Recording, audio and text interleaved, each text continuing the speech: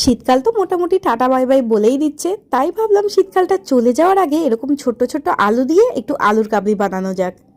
So hello everyone, আমি পিয়ালি। আমার নতুন একটি মিনি ব্লগে তোমাদের সবাইকে স্বাগত। আর আলুর কাবলি বানানোর জন্য প্রথমে আলু আর কাঁচা ছোলাটাকে আমি ভালো করে সেদ্ধ করে নিয়েছি। আর এখানে কিন্তু আমি আলুটাকে প্রেসার কুকারে সেদ্ধ করেছি, ওই মোটামুটি 2টো সিটি দিয়েছি। আর ছোলাগুলোও কিন্তু আলুর সাথে একসাথেই দিয়ে দিয়েছিলাম, তাই হয়ে গেছে। তো এখানে আলুগুলোকে আমি আর মা সুন্দর করে ছাড়িয়ে নিচ্ছিলাম।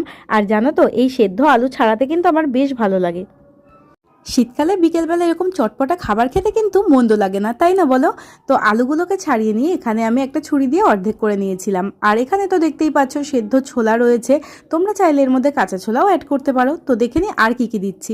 এখানে রয়েছে পেঁয়াজ কুচি, টমেটো কুচি, ধনেপাতা কুচি, কাঁচা লঙ্কা কুচি, আর রয়েছে 4 টুকরো গন্ধরাজ লেবু। আর লেবুগুলোর মধ্যে কিন্তু এক ফোঁটাও ছিটে ফোঁটাও সেরকম রস নেই, কিন্তু গন্ধের রাজা। তো এখানে রয়েছে তেঁতুলের পাল্প বেশ খানিকটা। তারপর এখানে আছে নুন, যেটা ছাড়া আলু কাবলিটা কড়াই বৃথা। আর আছে ক্রাশ করা গোলমরিচ।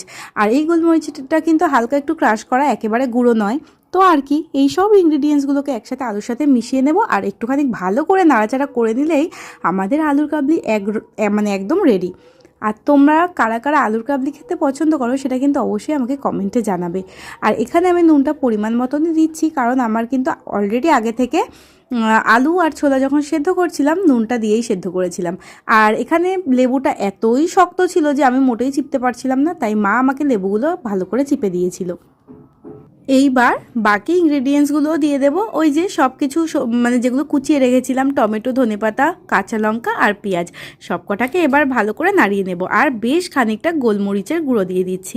আর হ্যাঁ, অনেকে এর মধ্যে ভাজা মশলাটা দেয়, তো তোমাদের মন চাইলে দিতেই পারো, কিন্তু ভাজা মশলার ফ্লেভারটা আমার খুব একটা ভালো লাগে না বলে আমি দিলাম না। তো এটাকে ভালো করে এপাশ ওপাশ নাড়াচাড়া করে নিয়েছি, তাহলেই আমাদের রেডি আলুর কাবলি। আর আলুর কাবলিটা খেতে কিন্তু বেশ টেস্টি হয়েছিল। আমি ফুলজুকেও একটুখানি দিয়েছিলাম, তো ফুলজুও খেয়ে খুব ভালো বলেছে। আর রিভিউগুলো তোমরা পরেই দেখতে পাবে। তো এখানে প্রথমে বাবারটা দিয়ে দিচ্ছি। এই দেখো, দেখতে কত কালারফুল হয়েছে, তাই না? তোমরা চাইলে এর মধ্যে আরও কিছু সবজি অ্যাড করতে পারো, যেরকম গাজর, অনেকেই আলুর কাবলিতে গাজর দেয়। তো লাস্ট ফিনিশিংয়ে আমি এবার দিচ্ছি ভুজিয়া। আর এর মধ্যে ভুজিয়া বা চানাচুর দিতে পারো তোমরা, তবে আমার ভুজিয়াটা ভালো লাগে বলে আমি ভুজিয়াটাই দিয়েছিলাম। আর দেখতে এত সুন্দর হয়েছে দেখো। তো আমার আলুর কাবলি একদম রেডি। তো চলো, ভিডিওটা ভালো লাগলে একটা লাইক করে দিও। টাটা।